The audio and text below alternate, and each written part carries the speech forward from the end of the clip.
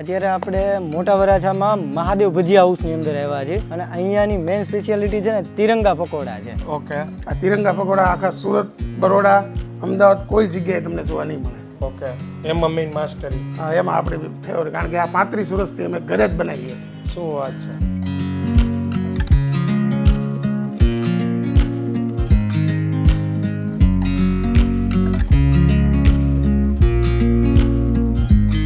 આ ત્રણેય લેયર છે એટલે તિરંગા નામ આપેલું છે.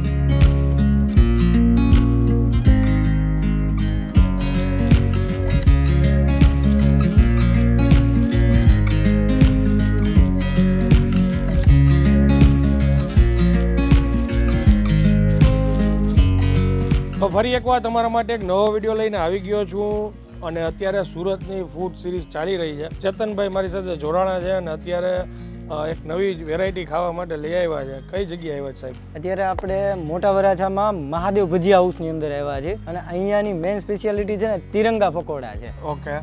અને એ તિરંગા પકોડા તમને ટ્રાય કરાવવાના છે. એ સૌથી વધારે ફેમસ છે.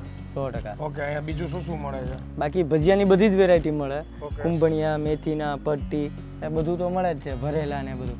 પણ કાકાના હાથના તિરંગા પકોડા હા હા હા એકવાર ટ્રાય કરવા. 100%. હવે લોકેશન ક્યાં આવે? લોકેશનની વાત કરું ને તો મોટા વરાછામાં AR મોલની પાછળની ગલી છે. એ ગલીની અંદર જ આવે છે મહાદેવ ભજીયા હાઉસ. અને કોઈને કહો ને કે ભાઈ અહીંયા મહાદેવ ભજીયા હાઉસમાં તિરંગા પકોડા ખાવા જવું છે એટલે બતાવી દે. ઓકે.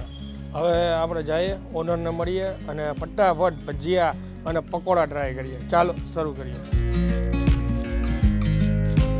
રામ રામ કાકા. રામ રામ રામ રામ. તમારું નામ જણાવી દો ને. ભરતભાઈ વાઘાણી. આ પરફેક્ટ લોકેશન શું કહેવાય? આ perfect location Lakshmi campus VR મોલની એક્ઝેક્ટ પાછળ ગલીમાં આવે છે. મહાદેવ ભજીયા સેન્ટર આપણું નામ છે. ટાઈમિંગ શું હોય છે? ટાઈમિંગ સાંજે 5 થી મોડી સાંજ સુધી. ઓકે. શું શું વેરાયટીમાં? એક તિરંગા ભજીયા તમને તિરંગા પકોડા એ અમારી સ્પેશિયલ આઈટમ છે. બાકીની કુંભણિયા ભજીયા, મરચાની પટ્ટી, ફ્રેન્ચ ફ્રાય, લીંબુ વડા, મરચાની ચકરી આ બધું તો છે. પણ આ તિરંગા પકોડા આખા સુરત, બરોડા, અમદાવાદ કોઈ જગ્યાએ તમને જોવા નહીં મળે. ઓકે. એમાં મેઇન માસ્ટરી. હા, એમાં આપણી ફેવરેટ, કારણ કે આ 35 વર્ષથી અમે ઘરે જ બનાવીએ છીએ. શું વાત છે. 35 વર્ષથી ઘરે, પણ હવે એમ થયું કે આ 2 મહિનાથી કે ભાઈ સુરતમાં કંઈક નવું આપીએ એટલે ચાલુ કર્યું છે આપણે. ઓકે. ચાલુ કરીએ સાહેબ. હા, તો સારું છે. મેઇન જે આઈટમ છે એ આ બ્રેડ પકોડા. આ મેન આઈટમ આ તિરંગા પકોડા. જી. અલગ અલગ ચટણી આવશે. આ ગ્રીન ચટણી. હા, 3 જાતની અલગ અલગ ચટણીના લેયર આવે. અને રેગ્યુલર જે તમે પકોડા બહાર ટેસ્ટ કર્યા છે એ ડબલ પડ જ આવે. જી. આમાં 4 પડ આવે, 4 બ્રેડના આવે. ઓકે. અહીંયા કેટલો સમય થયો તમારે? અહીંયા હજી મેં ચાલુ કર્યું અને 2 મહિના થયા છે. ઓકે. પણ 2 મહિનામાં તિરંગા પકોડામાં સારો રિસ્પોન્સ છે. ઓકે. અને રાત્રે પણ ચાલે છે. અને અત્યારે શું છે, ગરમીની સિઝન છે. હા, એટલે ભજીયા ને પકોડાની હવે અત્યારે ઓછું ખવાય. ઓછું, પણ તોય ઠંડી ચાલુ થાય ટૂંકમાં રાતના ટાઈમે વધારે પબ્લિક ચાલે, હોય. હા. ઓકે. આ તમારી હોબી છે કે આની પહેલા આ ટૂંકમાં આપણે આ જ કરતા હતા? હું પ્રોગ્રામ ને મને પહેલેથી ખાણીપીણીનો શોખ. પણ હવે સમય આવે ત્યાં આ બધું હા. કરીએ એમ કે હવે થોડાક ફ્રી જેવા છીએ એટલે મેં કીધું આ કરીએ સાઈડમાં ચાલુ એમ. ઓકે. ઓકે. બંને સાઈડ એક એક ઓલી સ્લાઈસ ચટણીની લગાવી દીધી.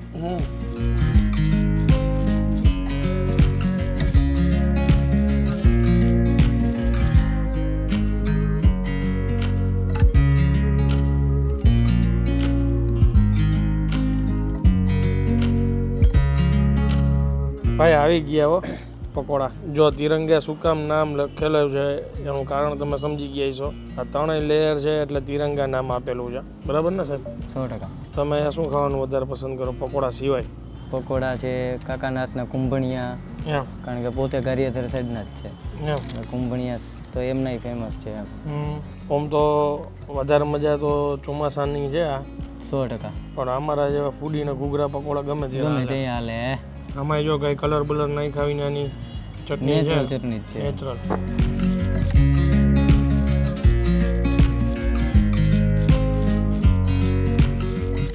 એકદમ સ્પોન્જી.